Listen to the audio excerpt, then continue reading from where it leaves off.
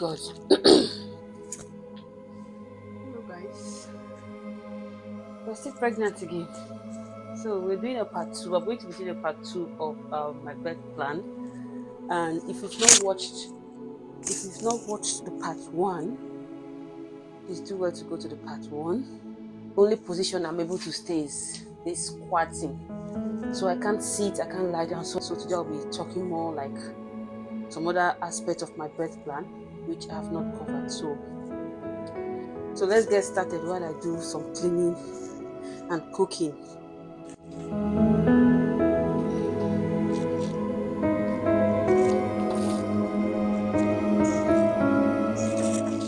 So I guess where I stopped before my kids interrupted me was my birth position, which I've talked about. So the next one is having skin to skin contact with the baby.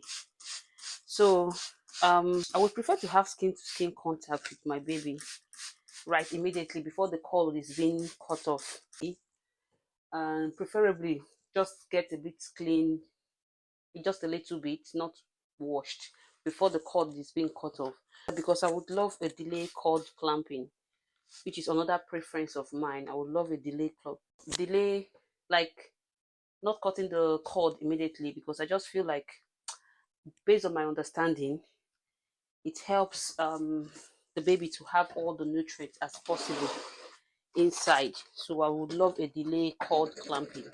Yeah, and a delay cord like, yeah, not just maybe. So, and I would prefer my husband to do the cutting because he has been doing the disconnection. So I'm okay if he does that because he's my birth partner, and I would like him to still do that for these babies. And then the next question, if I would like midwives and student midwives and doctors to be in the room. Personally, I'm quite okay with that. If there are doctors or students in training, I don't mind for them to have experience, or if that will help them with their training and what they need to know. I don't mind. It's not a problem for me if there are students and everything there. That's okay by me. Some people might find it uncomfortable if there are training nurses or doctors or students in the room with them, but for me, I really don't mind. Even when I go for my appointments, those are part of things I've been asked if I want students on training to be with me. I just say yes, it's okay by me. So same thing applies to delivery. I don't mind if students are there, to be honest. I don't mind. So the next question is my pain relief option. I've always opted for gas and air. I've always used gas and air. Anything epidural for me, no. I don't want epidural. I've always said no to epidural, so I prefer the gas and air for my my pain relief option. But it's been working for me, and why not? I'm going for it for the third time instead of going for epidural, because I don't know how true it is, but most women who use epidural, they've had complaint of back pain after birth. So I don't know what's the connection with epidural. I don't know, is that true? So if you've had epidural, please, in the comment section, let me know. Are you struggling with back pain? Because I've had that before my first baby, so that's why I wasn't even considering epidural at all. I wasn't even considering it. So I went for gas and air for my first and second baby, which was okay for me. So if you've had epidural, and if you can share your experience during and after, are you struggling for back pain? Because that's one, I don't know how true it is. What's the connection of epidural and back pain? To be honest, I don't know. So, but I just had, and I had that fear of back pain. So that's why I ran away from epidural. So I think the next question is having an episiotomy. I think that's the tear, the cut you have. Person, that answer, I don't want to have that.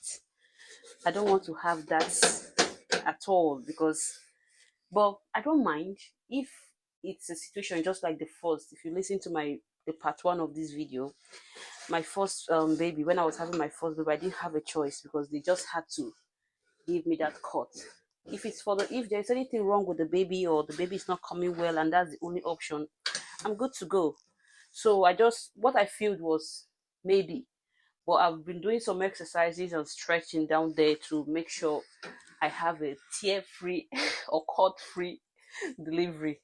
But it's not something I would say yes to. Yes, I want to have it. I don't think there's any woman who would want to have that. Is there? I don't know. Maybe, but my answer to that question was maybe if needed. Yeah. So the next question is delivering the placenta after the birth. For my first and second pregnancy, I think there are options of having an injection and waiting for the placenta to come on its own. But for my first and second pregnancy, I've always had a fast labor, so it doesn't give me the time to wait for my placenta to come out on its own to be delivered on its own. So usually, the midwife always suggests that I have an injection on my thigh. So because of how fast it is, so I don't have to bleed and overbleed, something like that. I don't really know, but that's what happened. So I had very fast labor. So that very decision of having an injection on my thigh was made at that very point. So this time around, I just felt maybe I'm okay. So I didn't just say no, but I don't know how it's going to go. So I was just answering based on my previous experience, and I was okay with that. With the injection, the placenta delivery was just fast, like immediately, instead of waiting for when because after baby, that's not the end though. You have to deliver the next one, which is the placenta. So it's another delivery, it's another labor process, which I usually have injection for that. So I'm happy to have the injection if needs be. That's what it is. Feeding your baby, I'm always going for breastfeeding because I don't really have challenge breastfeeding my babies, because the first pregnancy I went for a breastfeeding class, which I believe we did so well. We did so well when the baby came forth, so we were able to establish breastfeeding. The second one, the same thing, the latching was good and everything. So this third one, hopefully everything is okay, and I'll carry on with breastfeeding. So, and vitamin K for the baby. So vitamin K, I always prefer the injection because they advised me. There's always two options: the injection or the drops. So I always go for the injection because I feel like it's a maximum, like the baby is having the exact dose and it's just once and for all. But the drops, I think it has to be like a couple of drops afterwards. So but I always choose the injection because I just feel like the baby is having everything in full dose, required dose. So I would prefer the baby to be injected. And special requirements, um I don't have any special requirements. English is my first language. That's another question they ask. And basically that's all. Then usually there's another question they ask about the placenta, what I want to do with the placenta. Mm, some some women I had, they cook their placenta and they eat the placenta. But no, I don't mind it being discarded with other birth blood waste. I don't mind, so because I don't have anything to do with the placenta afterwards. So for me, I always said no, I wouldn't want to, because some people take it home, which is your right. It's your right to do that because it's your property. So, but for me, I just tell them no. They can discard it. So, what do you do with your placenta, guys? For those that have had baby, and those that would want to have baby and planning to have babies or planning to deliver, are you planning to cook your placenta and eat it? It's nourishing. Some people make powder, energy. Is it smoothies, placenta smoothies? I know it might be nutritious, but I can get other nutrients elsewhere rather than cooking and eating my placenta. I'm not in support of that. Honestly, I'm not. I'm not in support of that. I know I love nutrient-filled meals and drinks, but for that, no. So, what do you guys think? Are you cooking your placenta? Have you cooked your placenta? Have you tried cooking your placenta? Do you cook your placenta? Your baby's placenta or your placenta? No, baby's placenta. Yeah, yeah, not your placenta. So that's it for this. So I think that's all of the questions. I think I've exhausted everything about my birth plan. And there's really nothing much again. to be discussed. So we're still waiting for the baby, and that's all. I've not even started cooking yet, but I finished the bed plant. I'm expecting my mom. My mom is coming, and I just want to make her favorite meal. I want to make something she likes. She loves vegetables, anything vegetable, fruits.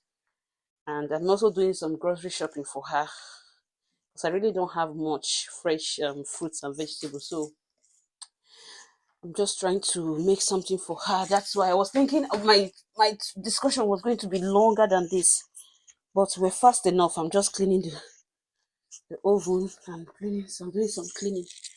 So guys, thank you so much for watching. I need to clean this door before I forget. Yeah, it's soaked up. I need to clean the door.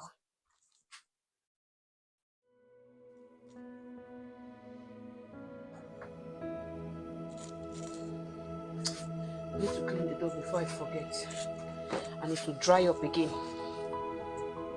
That's how I did the last time. I forgot to clean the door. After spraying, I forgot. And when I remember it's dried already, I have to spray again.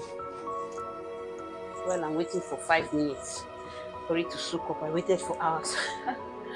So that's all for this video, guys. Thank you so much for watching this far. Hopefully, we're expecting baby in a few weeks. And for those asking, gender reveal, we're going to have the gender reveal when the baby comes. So thank you so much for watching, guys. See you in my next video. Bye.